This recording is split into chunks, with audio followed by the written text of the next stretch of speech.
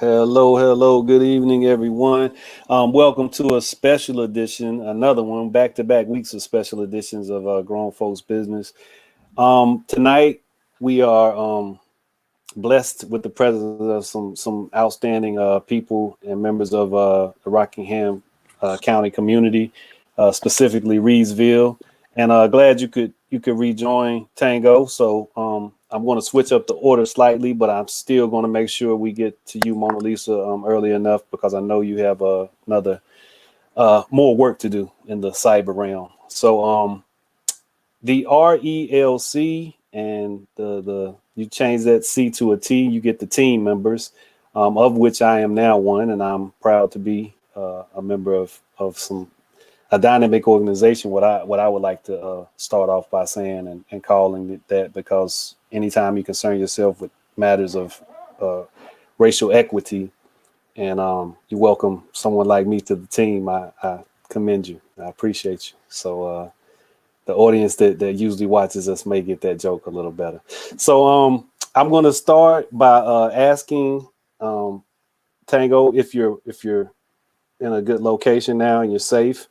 I'm safe.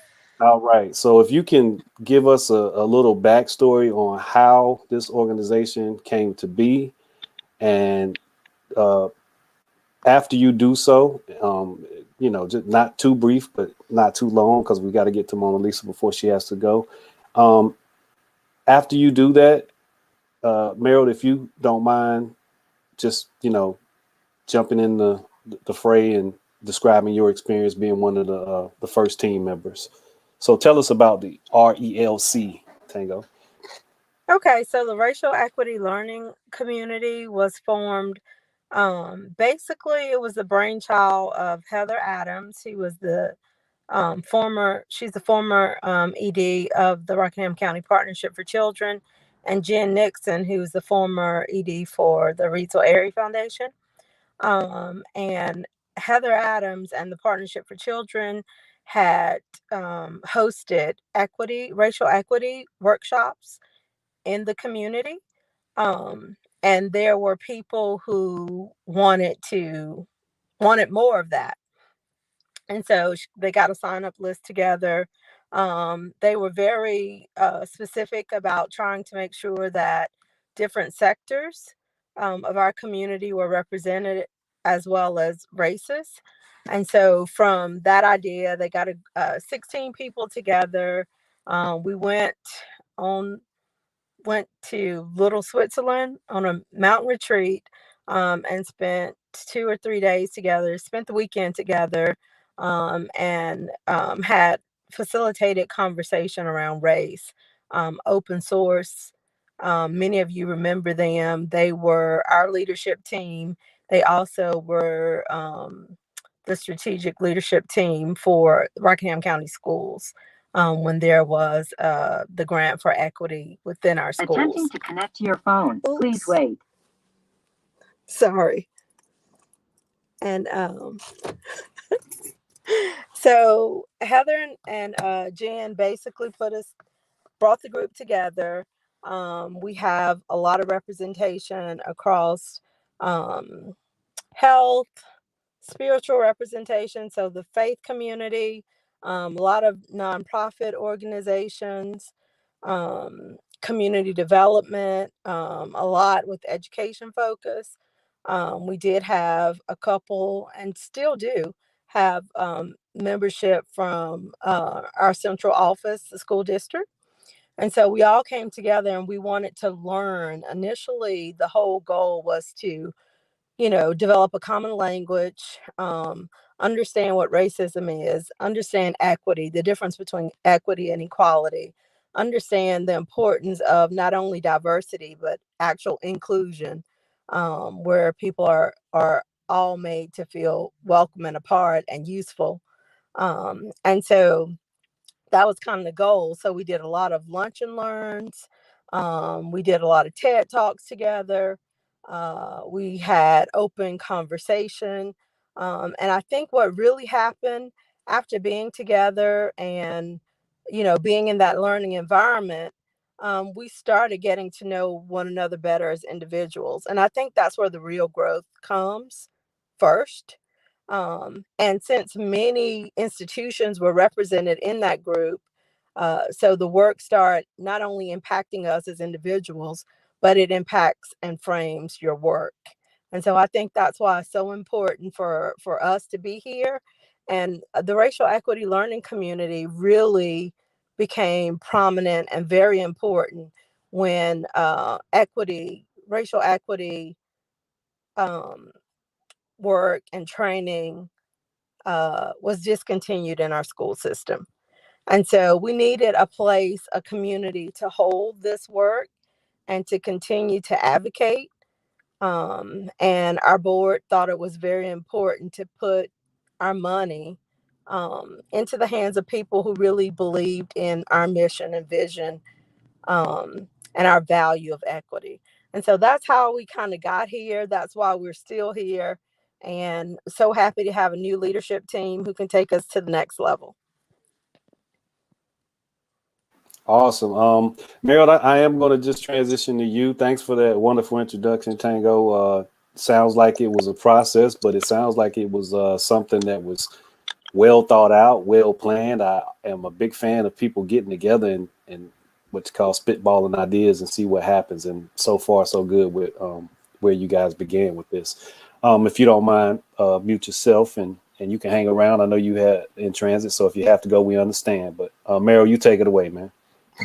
Yeah, I don't have too much to add. I mean, Tango really gave it justice about the origins. I will say a couple things that that I find really awesome about the work, other than we're still here, is that we took some really dedicated time with that facilitation to create, a mission statement, values, a vision. We also were able to actually do some direct action. There was two instances I can think of where we took our bodies and went into community spaces and we stood up. We went to there was a candidates forum at Rockingham Community College where the candidates for the Board of Education, all of the people who were running for public office, were talking about their qualifications, and we asked some direct questions about how equity played into their candidacy. And we stood up as people and citizens of Rockingham County and as a unit to kind of show the diversity and the work that was being done, so people could see our names and faces and see that we, were dedicated to this work. We also showed up at school board meetings when there were conversations about removing funding from the school board for equity training, and we showed up again along with other allies. I see Jeffrey Crisp here from the NAACP. We had, we stood strong with the NAACP when they showed up at that meeting in particular. So I think another thing that I would like to lift up, Tango and I are part of a healthcare collaborative called ROC PCI. And I think the byproduct of all of us that are part of this work in Rockingham County, we take that work into these other collaborative spaces that we're part of, whether it's a healthcare meeting or a school board meeting or some other thing or some other board. And we take those things that we're doing in with RELC and we take it to these other spaces that aren't necessarily leading their work with the equity lens, or we're giving them some best practices that we've learned. And so as we build trust and we grow these relationships, this work benefits the entire county by us continuing to learn and grow. So very happy and part of this group and have it enrich, my work and work with the county overall. So it's safe to say that your time spent with RELC was actionable and not just not just a little puff stuff. So that's good to know. So I want to introduce two other members besides myself, and I'm the newbie. So I definitely want to give the veterans their moment to shine and introduce themselves to our platform. I'll begin with you, Mona Lisa McCorkle. Please take your time. Tell us where you're from, where you've been, what makes you want to be a part of RELC and be actually one of the leader on the leadership team. Good evening, everyone. I'm Mona Lisa McCorkle. Actually, I am apostle and founder of the Garden Worship and Outreach Center in Eden, North Carolina. And, we got started right a few months just before coronavirus came about. So, and then also I am the owner and CEO of School of Thought Llc, which is a training and consulting firm. And so how it was that I came upon this place and this institution here, I'll call it. It's funny because I never saw myself as an activist as much. But I think I've always been a person who, of course, recognized disparities and injustice. I've always been a person to champion the little person. Or, I'm the kind of person that comes along when people were bullying kids, and then I won't say bully them, but, I don't like people picking on small people or whatever the case may be. And so I think nothing happens by chance, but Merrill and I happened to be at a conference, work-related conference, I think in 2019 sometimes, and actually we're on a bus tour going somewhere, engaged in like a little bit of conversations. Oh, we're both Rockingham County natives because I grew up in Eden. And so we talked and we exchanged cards, and somehow I ended up here. and one of the things though is, when I think about, as a Black person, I've always been Black. I've always seen, the disparity, the injustice, all of those things. But I think it hasn't been until I've come to the tables with the racial equity learning community that I've kind of seen it from one perspective, but so many different facets. I think about, I tell people I'm older than a lot of people on these committees, so I have a lot of experience, but some early on experience. My undergrad degree is in administration of justice. So I've done a lot of work in the criminal justice system, and I can recall having worked with juveniles in prison. I counseled in adult and juvenile prison facilities, and just getting angry about the inequities, getting angry because I saw the Asian or the white kids who were able to afford the high-priced attorneys who had the same charge as my little folk from the hood, who somehow I was doing release papers for them, letting them go home, when my boys who had done less oftentimes still had to be there because we know a gamut of things that took place. And then it went on to the adult criminal justice system. So there are so many things that I've seen and experienced in life that have made me angry. But I think now, one of the things, as I said, I grew up in Eden, graduated from Moorhead High School. It was a good place to grow up, look forward to moving when I got grown. In 1983, I left. So for 30 something years or so, I was in the Richmond, Virginia area, Chesterfield County, and that's been home. And so in 2016, I found myself, or through God's orchestrated work, I found myself making my way back to North Carolina. But one of the things that struck me was when I went back to Eden, it didn't look the same as it did when I left Eden. And to me, because it seemed like it's kind of like people were kind of going along and doing life, but where are those conversations? So I think I was kind of taken aback. And so with that, I think I met Merrill after that, and he invited me to a couple of the trainings or something that took place. And those were amazing. They were eye-opening. They were amazing. They caused me to think. They caused me to have greater conversations with people.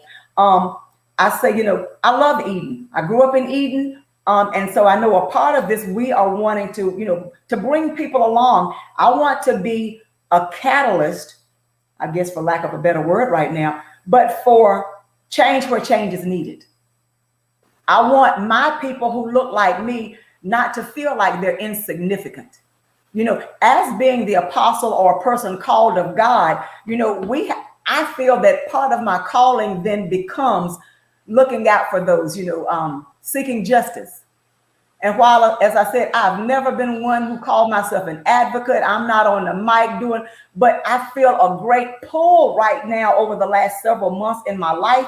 And it's like my whole purpose, I won't say my whole purpose, but a part of my assignment and my purpose are shifting. So you know what, ministry is going to look a whole lot different. I've never been traditional anyway. And so I don't mind that, but there are some other things, because at the core and heart of everything that I do, I've always been community oriented. I have always had a heart for outreach, for whoever needed it. And people, I don't like the terminology, the least of these, and I do understand it's scriptural, but when I feel like I refer to people as we're helping the least of those, it could have been me. And I don't want to appear condescending. Therefore, I want to be in the community, whether I'm preaching the gospel, whether I'm just hanging out, chilling in the cut with some fellas. I mean, honestly, that's me. But I want people to be able to see authenticity, real folk. I preach real, I talk real. I promise y'all from the pulpit, this is me. I can't switch up. And I want people to be able to see that even in our realness, as people of color, we are able to articulate. We are smart. You know, I want people, you know, I might not be the sharpest knife in the drawer, but I want people to realize that if we work, you know, we're intelligent. We can do some things. But if we work together collectively, oh, y'all, we can build some things. And so that's what, you know, I think about parenting groups that might be necessary. I had a nonprofit organization for a few years in Richmond. It was called Liberty Unlimited. And we provided services for females who came out of prison. And so I see myself engaged in the community, and God hasn't given me all of the instructions yet. But I'm on it, whatever it is, however I might serve, because first in everything, I'm called to be a servant. I'm a servant leader. And so whatever I can do, and being a part of this racial equity leadership team, man, I don't even know how I ended up here for real. So I want to say sometimes the work finds you, and that's what it sounds like. You know, even the least bit of networking, a light conversation can turn into something that you did not expect. I know you do have to go, but I hope you got a couple more minutes, because I got a couple more. Yeah, yes. Let's get Adam to introduce himself. Take your time, Adam, but think about Mona Lisa, because I want to come back to her with a quick question, and then we'll keep going the way we have to go other than that. But I want to come back to you, Mona Lisa. Go ahead, Adam. Spartan connection too, so I want to make sure that's I'm just joking. That's my school, but yeah, UNCG, go. Yeah. Well, thanks, Felton, and everyone. I don't mind keeping it short, because following Mona Lisa is never easy. So that'll give me an excuse. But yeah, so wow, becoming involved with the RELC was kind of like Mona Lisa said. It kind of found me. The folks who were involved with that, from Merrill and Tango and Jen Nixon at the time and others, asked for nothing more than curiosity and interest and honesty and authenticity. So the more I was around those folks, and the more I attended RELC events and meetings, it was clear that a lot of things were lining up for me as well, personally, professionally, as an observer of the news, things happening in our country all over, and have been for so long. So as far as being involved with the RELC, that's kind of what drew me in. And sorry, I'll introduce myself. Adam Shull. I work for UNC Greensboro as a grant specialist in the School of Education. I work closely with the Mall Street Partnership School, which is a laboratory school effort in Reidsville there. The university partners with the school district to operate the school. And so it's been a wonderful experience. That's where I come to this. Some of these issues around racial equity. I was a journalist in another professional life in both Western North Carolina and Western Kentucky, largely white areas, anywhere from 70 to 85% white residents in where I was working. And if you are a journalist, writing stories, covering every part of your community, you learn really quickly who has a voice, whose voice gets heard, whose stories are meant to benefit and serve. So really, if you're paying attention at all, and you're not just trying to be willfully ignorant, you bump into these issues, and they affect your life, and they affect the people you know, your friends, and in my case, friends who live a different life than you, particularly in the Black community. So again, I'm not a very political, or haven't been in my life, extremely political or outspoken. a writer by nature, so I observe and kind of quiet. But as both my journalism work transitioned into grant development and more involved with community development, I've worked for city government too. Grants has taken me from a school district to city government to now higher education at UNCG. And if you're writing grants describing need, you're almost daily talking about those in your community who are not served equitably, whose outcomes, in my case with education, you see the outcomes, and then you start, as you look in different areas of life, whether it be healthcare, education, criminal justice, it just starts to feel like the same story over and over, and you start to connect dots. And so in both a professional and personal way, it just was all kind of lining up at a time where you just couldn't, you had to either be willfully ignorant and make that decision and say, I'm just not going to think about that stuff, or you're going to try to be more involved and figure out what role particularly a white man, kind of plays in whether it be your personal life or professional life, kind of what your role is and what your role is moving forward, what you want it to be.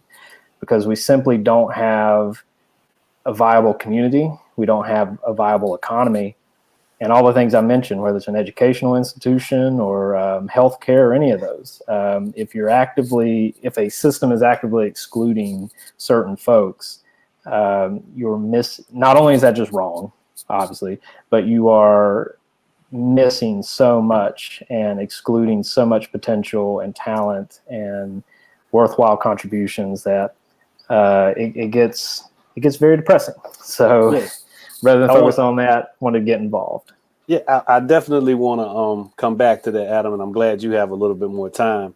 Mona Lisa, I want to get you in for a quick take. You mentioned your work in terms of juvenile and adult incarceration victims, so to speak, because they're victims unable to get out as other people of other races may be able to. There's so many levels and so many nuanced positions concerning equity, health, and as you just stated, the penal system. What does equity mean to you? And Adam, if I can get you to mute yourself. Thanks. What does equity means?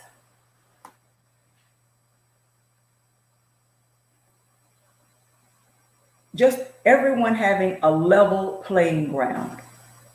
Everyone starting off at the same place. I saw a diagram or something that there was a picture that someone had drawn, and it showed exactly what I think equity is. And there's a picture, somebody might have seen this, but it shows there's somebody standing at a fence, and there's someone who has to stand on a box to see over the fence. And so, but everybody is able to see over the fence. And that in itself is equity. We know that organizationally, systemically, there's disjustice, there's inequity. And we're not saying to make all of these changes and push us up. But guess what? We want to be equal. We want to be level, because we do have the capacity. We have we have everything that is necessary to win, along with everyone else, if we are placed on equal playing ground. And that, as Black people, is something that we have never been granted fully. Well said. Well said. We definitely have more to speak on, and I hate that you have to go, because we're going to continue some of those aspects of the conversation concerning what equity truly is and how it has to be revisited in terms of its historical nature and the long storied disenfranchisement of Black Americans being at the center of this, in my opinion, is what's required for it to be a true endeavor. But then also, just like I get angry when I hear people speaking about, well, we don't have that problem today. And I get angry, but then it's, what do I do? How do I channel my anger to be able to address that appropriately? And not only appropriately, but to be able to address it and make sure I have the statistics, I have the history, I have everything necessary to make it stick. So that someone will walk away. It's almost like when you're in church and you get that word and you're convicted. I want to be able to have so much of that stuff in my belly that when I have a nice, sweet conversation, sweetheart, with you, and smiling as heartfelt as I can, but I want to be able to say something that is going to make you think, and it's going to wreck your whole mindset that you've had previously, because we've had skewed thinking. So I'm going to end right there. Absolutely. Sustained presence is what you are speaking of. We can't just talk to them 2 minutes and leave them alone. You got to kind of put something that stays in there. Have a good evening. Thanks for coming and thank you all with us so much. Thank you. Enjoyed it. Have a good night. Take care. And I should mention that another member who may or may not be able to join us tonight, Lissette Rodriguez.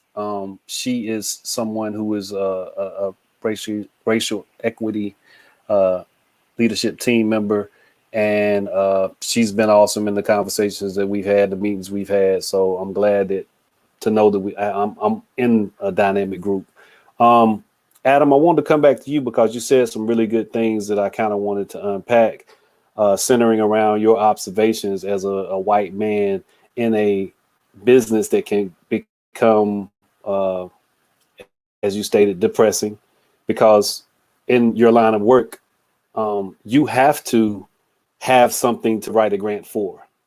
And I've had conversations with other people that another white man that I know that works in this similar profession, and how do we fix it? Why he would like to work himself out of a job, but unfortunately for us, there is a whole mechanism that's around there being a ceiling for a certain group of people, and some people crack through and make it out, but there's this understanding that there's a constant need, and whether it be nonprofit based or whether it be charity based, there's always going to be this need. And I think that the work of any equity concerned institution is to, at some point, eliminate that need. And that's going to take a Herculean effort, because 400 plus years to put people in this ever needing position. So with that being said, you spoke about where you had worked previously, what you had observed. Can you give us a little more in terms of what prompts you to desire to be in these spaces and to do impactful work, to work in this world that a lot of people like you, that look like you, may just be like, I'll give them a couple dollars. I can make a donation. That makes me feel better. But being here in our presence, being here to do the work, what drives you to do that? Sure. Yeah. I think hearing more than just once that the value of kind of sitting in some discomfort, the understanding that I nor few others are going to have it all figured out.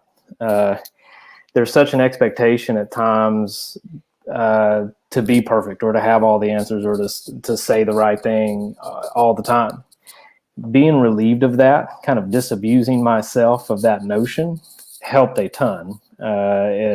So much in life, but in matters of racial equity, that was huge when I just started attending RELC meetings and started talking to folks who were members of the RELC.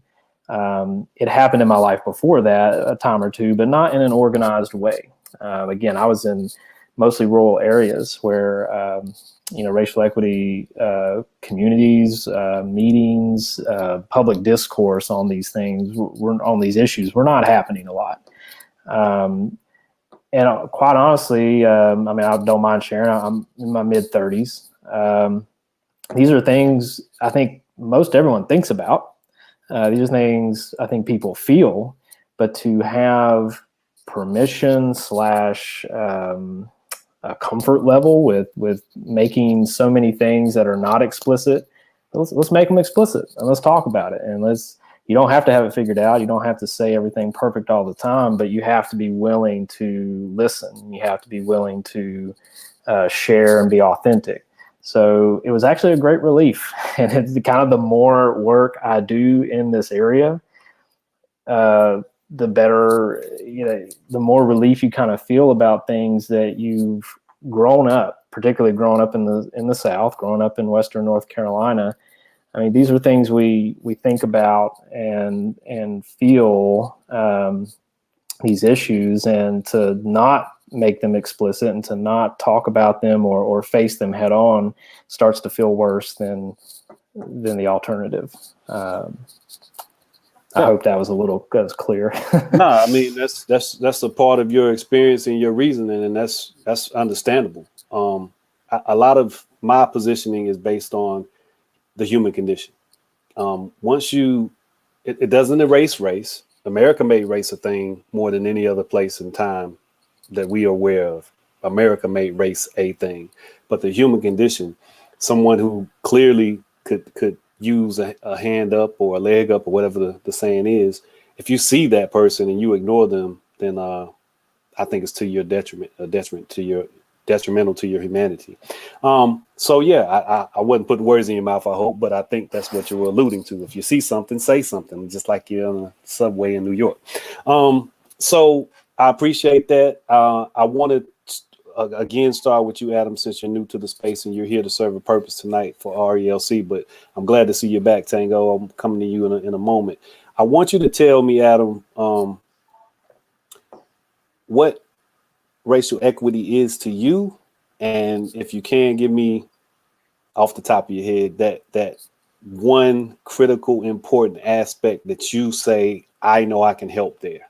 I know I can be a part of creating some racial equity right there. Sure. I guess racial equity to me is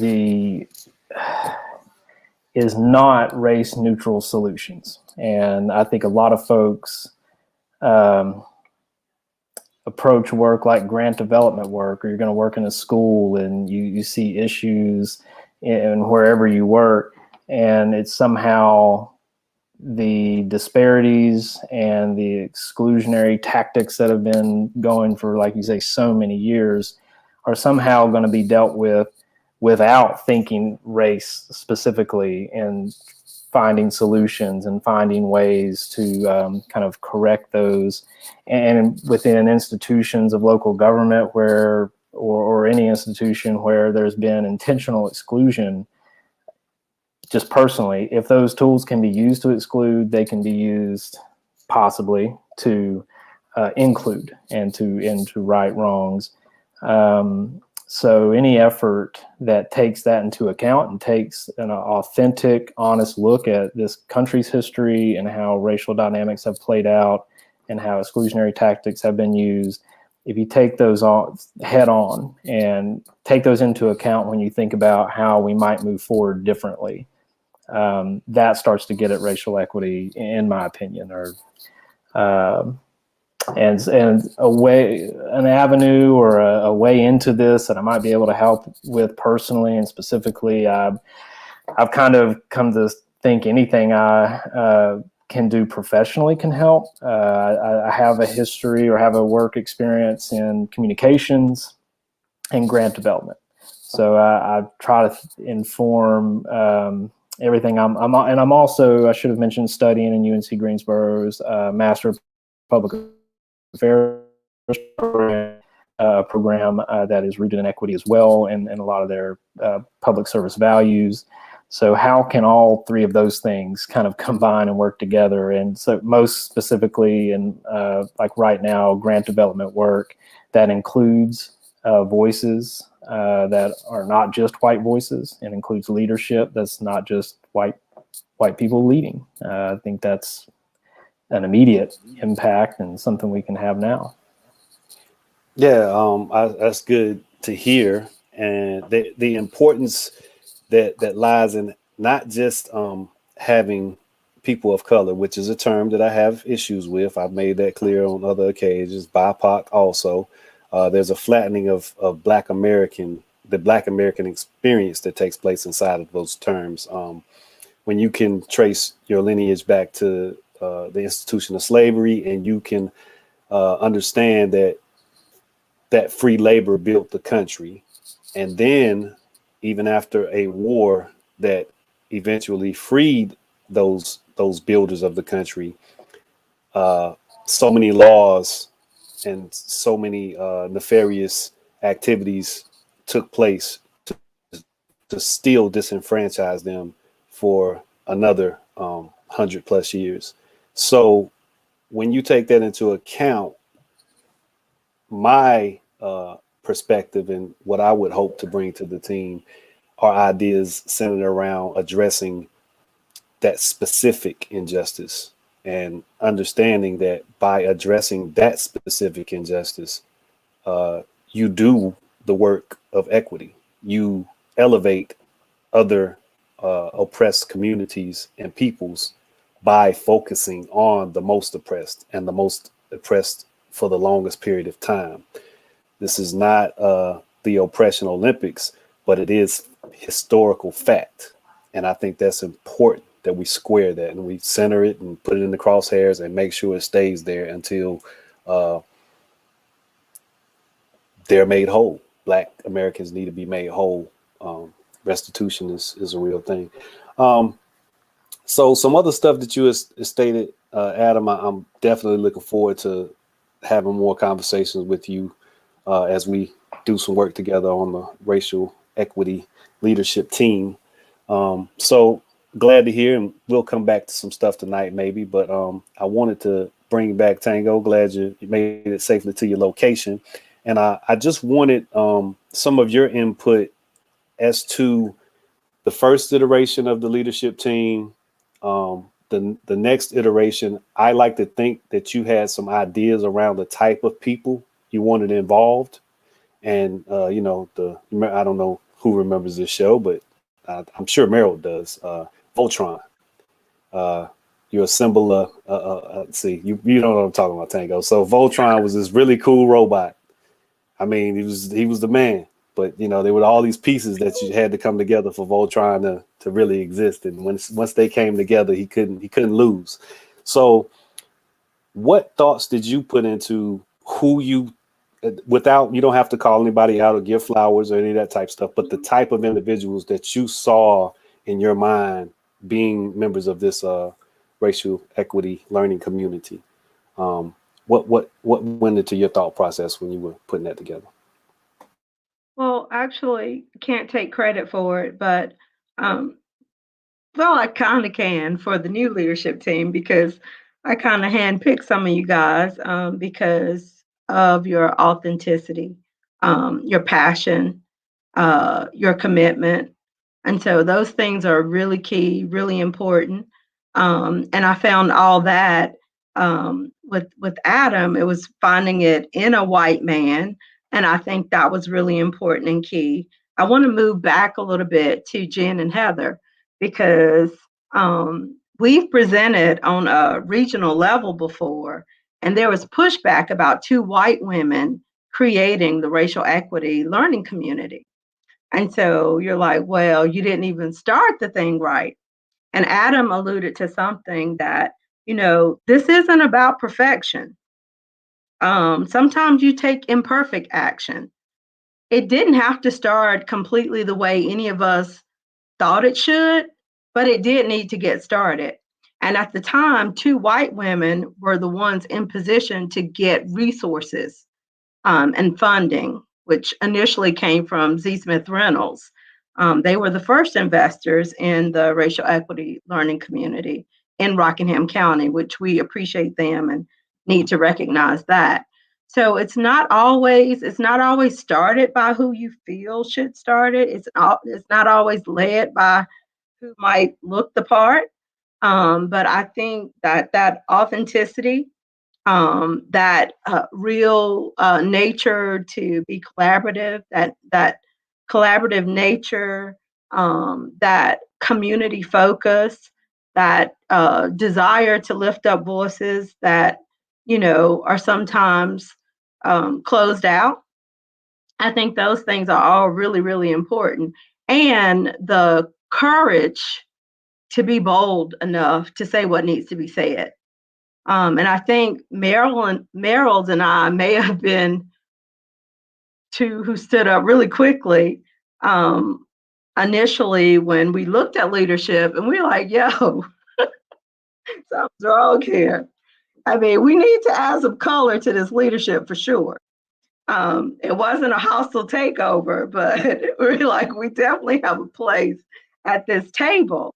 And there was a pushback about that. It was like some things are so ingrained and they happen without the intent of harm, but we have to disrupt those things. And so I think that now it's really, optics do matter to me in a sense in the learning community, in the racial equity learning community. I think optics are important because I think that Adam has a draw that I don't have. He can get an audience that I can't get. Felton, I think that, I would love to see more Black men involved from Rockingham County. I would love to see that. And, Merrill, I would not want to be you because often you're the Black man in spaces with me. And I'm like, there are so many more people to carry this torch who are more than capable. And I don't know what we need to draw more people. I would love to see more Hispanic, Latino, Latinx people involved, more Asian people. I think Heddle is our only Indian involved of Asian descent. And like, I just want, everybody to feel welcome. Like, we are really open and here for anyone who wants to take part. And the thing is, we have a leadership team, but we don't have, this is not 3-4 people making this happen. This is a whole membership making it happen. And our leadership will rotate and should always be reflective of that larger membership. And so you might see our faces, but it's a whole lot of people behind us. We call them our little equity champions and equity giants. And we need every single person who logs on, every single person who stands up in a board meeting, every single person who will talk to their neighbor or go have coffee with someone who may not see things the same way that you do. And I appreciate everybody who joined Reedsville Area Foundation today in our groundwater approach through the Racial Equity Institute. In that event, we had 80 plus members from our community, from Rockingham County, including, municipalities, school board members, nonprofit leadership, our police officers. We had an array of people join today, and of course our board members. I'm proud that they were there, but we need to be collaborative. We need to open the door for whoever wants to be a part and do the work. We want you here. Yeah, so you kind of reminded me of that. Was it Field of Dreams? If you build it, they will come. So you just have to make sure it's pronounced enough and welcoming enough and sustained enough that people trust that it'll be there and that it's a valuable resource. So I'm glad to be a part of this also, and I'm glad I was one of the people that you thought of to occupy this space. And I also take my hat off to Merrill and all that he does. So can I say something real quick? I just want to say something real quick to one thing that I have observed that is problematic, that I think that is a struggle for folks in Rockingham County, and it is the power dynamics. And I think there would be more Black folks in particular that would join the RELC, but there's just these weird power dynamics and institutions where there are folks that need to protect whatever that is, whether it's a position or a job. And if they are outwardly speaking about equity in spaces where that conversation is not welcome, then they have something to lose. And like, that's the stuff that we are trying to fight against. Cause it is disheartening to, to know that Tango is the person that constantly, in a lot of spaces is representing, Black women or Black people in a meeting, or I'm coming into Rockingham County, being for Rockingham County, but not living there and being in the space and being the only Black person in that meeting, or, that stuff's frustrating. And I think there's a lack of trust for people to join, because like there hasn't been a history of folks being welcome into like these type of spaces. And so we are imploring and asking folks to join us, give us good feedback. Brother Michael Harris that I see is watching us tonight, that was the brainchild of this, and with three other brothers with the Black empowerment last week. We need you young brothers to join this fight and to be with us and to consult with us and to hold us accountable. So like I'm just hoping that we'll be able to grow from that audience and people seeing us tonight, and we have some continued conversations. But and hopefully we get to a place where we're strong enough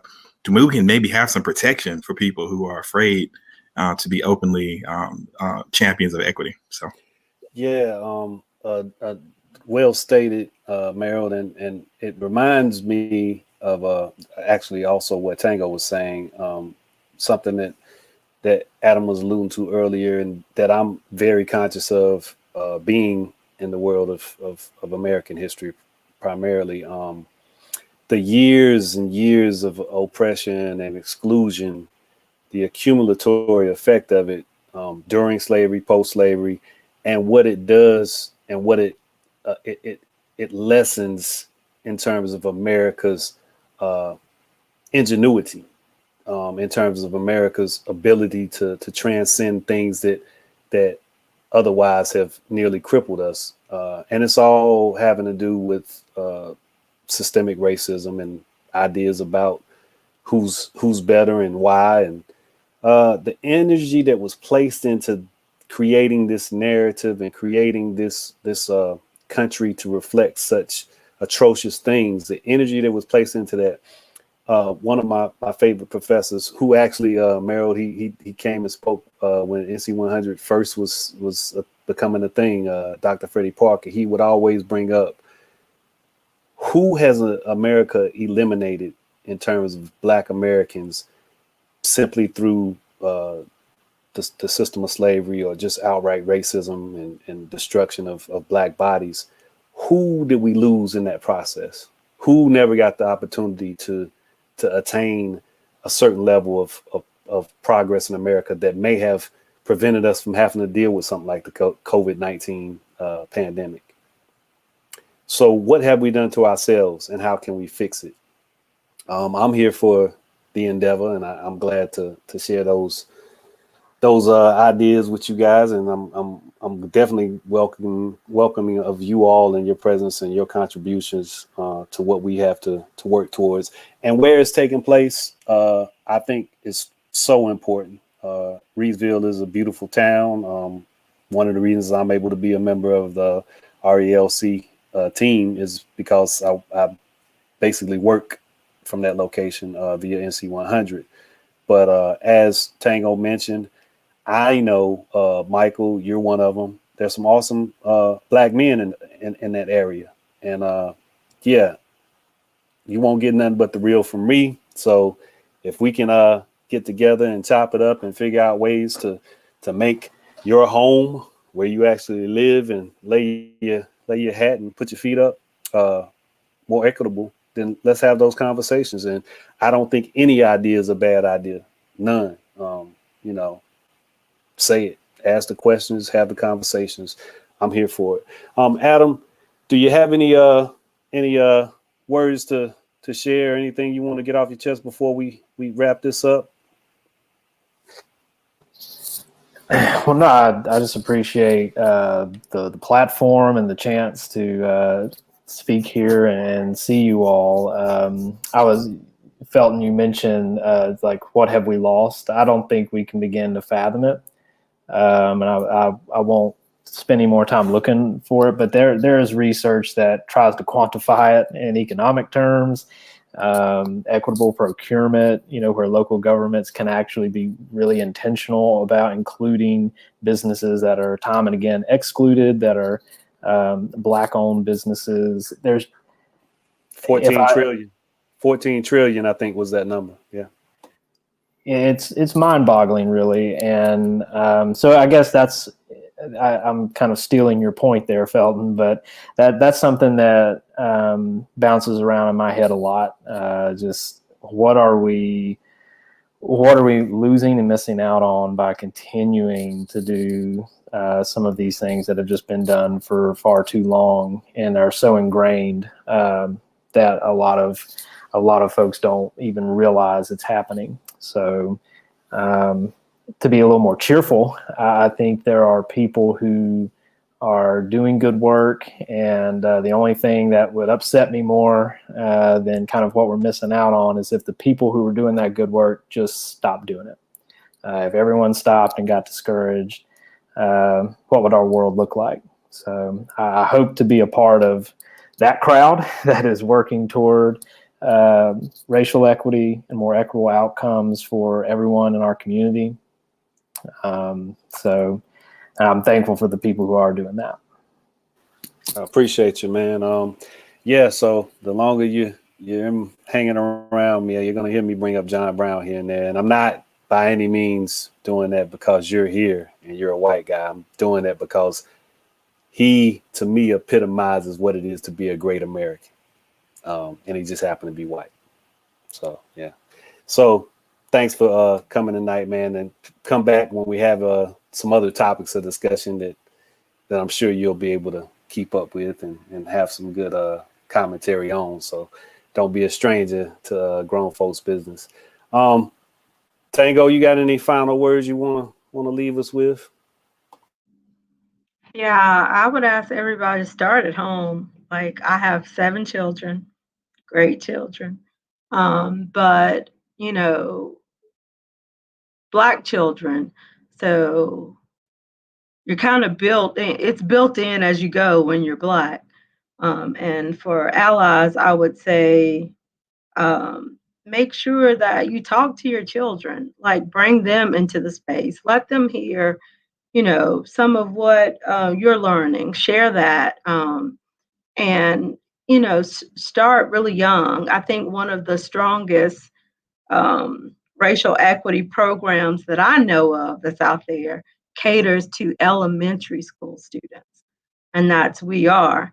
Rhonda Bullock in Durham, and also in Guilford County. And they do a summer camp that's aimed at elementary school students and their parents. And I think the earlier we can start with this, the better.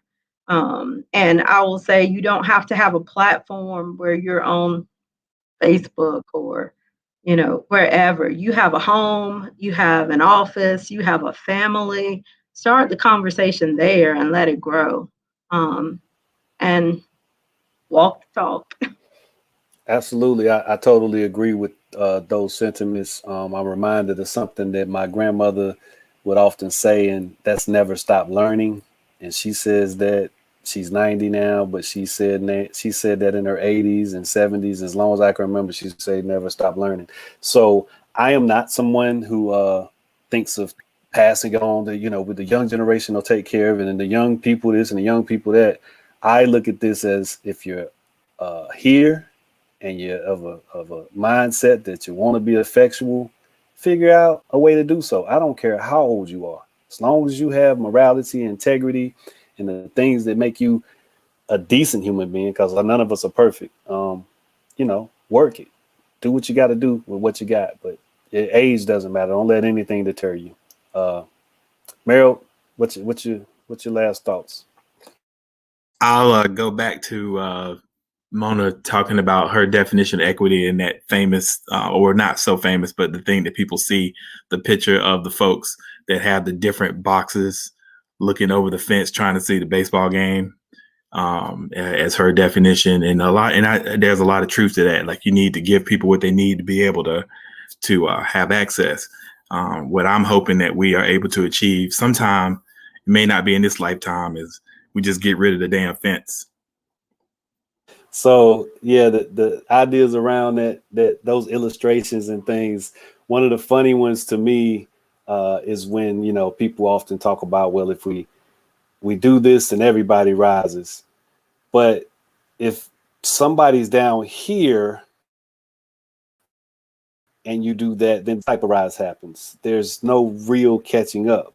So I have other things I would love to discuss, and they'll probably come up next week. And one of those was a podcast that our former president Barack Obama did with Bruce Springsteen, and the ideas and thoughts around reparations were discussed. And you know, it's just unfortunate that this guy who could attain the presidency could be convinced of so many other ideas around so many other topics, but he was just dismissive of conversation about reparations.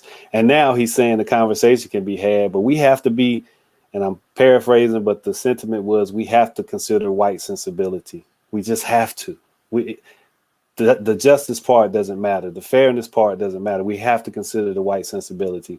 And Bruce Springsteen said something to him like, so you mean that bankers can get it and corporations can get it? They can get bailouts, but the most in need can't? And I know Obama's response was like, you know, well, middle class or poor white people didn't like that either. But it happened, right? But you don't fix the people who built this nation. And it's for the betterment. It only makes us better.